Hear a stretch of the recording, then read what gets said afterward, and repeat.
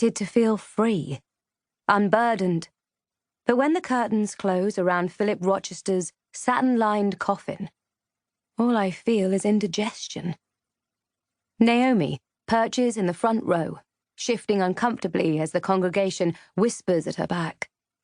There are creases under her eyes where cried-out mascara threads its way through the cracked veneer. I wonder what she's crying for, because, after all he's done, I am certain that it is not for him. The vicar talked of a man who bore so little resemblance to the Philip that I knew that I almost shed a tear. It is a time for lies and cover-ups, not truthful observations. I twist my wedding band with my left thumb. No engagement ring. Too flashy, Immy. You're not that kind of girl. 548 days have passed since Philip left me. I know I should take the ring off, but no amount of soap can free me from the snare. Years of marital misuse have thickened my hands, my waist, and my heart. I am sitting 5 rows back, in the seat closest to the wall, as befits the ex-wife. Though in reality, am I his widow? We didn't finalize the divorce. The paperwork is still on the sideboard, along with the unpaid bills and the condolence cards. Fancy that. Me. A widow. Some might say I shouldn't be here at all. Friends from my old life try not to stare at me, but they can't help themselves. When our eyes bump into each other, there is a timid acknowledgement, an apology of sorts, before a "gosh, look at the time" glance at wrists, and a scurrying for the chapel door. Nobody called when Philip traded me in. They went with him into his new life, along with the Bruce Springsteen CDs and the coffee machine. Mother sits by my side, alternately tutting and sighing, unsure whether to be angry or sad.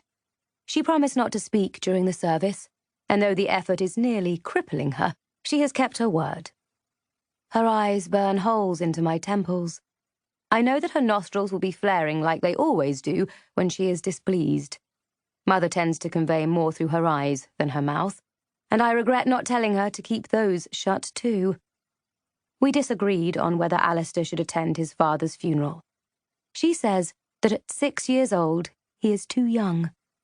I say that he should be here to say goodbye, to keep up the pretense that Philip will be missed. Mother won. Some battles aren't worth fighting. We wrote notes attached to helium balloons instead.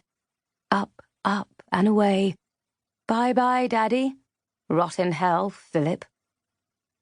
There are simple flowers at the front of the crematorium, and Paco Bell's cannon is piped in from an invisible source.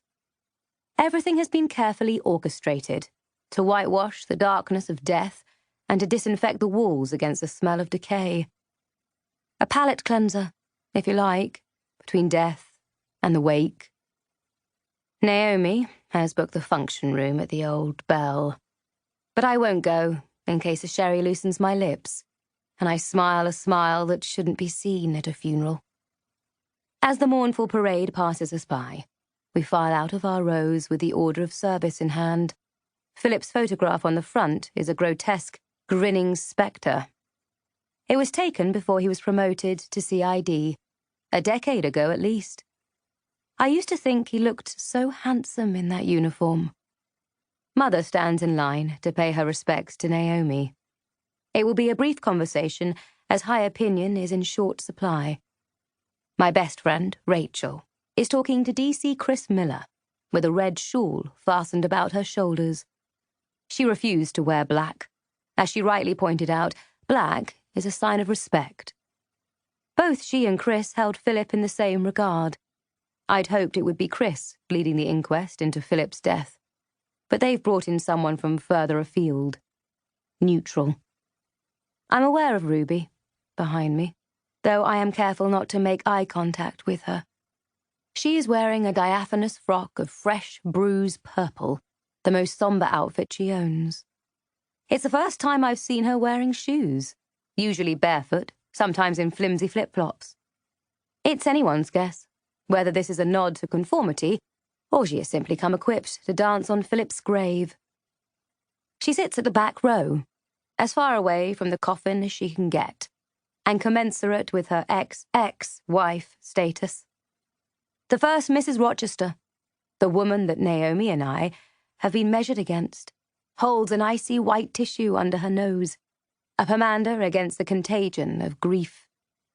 I stand and edge my way past the eye-dabbers and the head-shakers until I feel the sun on my face and smell the freshly mown grass. I squint against the sudden glare, and a treacherous tear escapes my eye. A stranger touches his cold hand to my elbow in a shared moment of, I know how it feels. But how could he? There are only 3 of us here, Naomi, Ruby, and I, who know how satisfying it feels to know that Phillip Rochester got the death he deserved.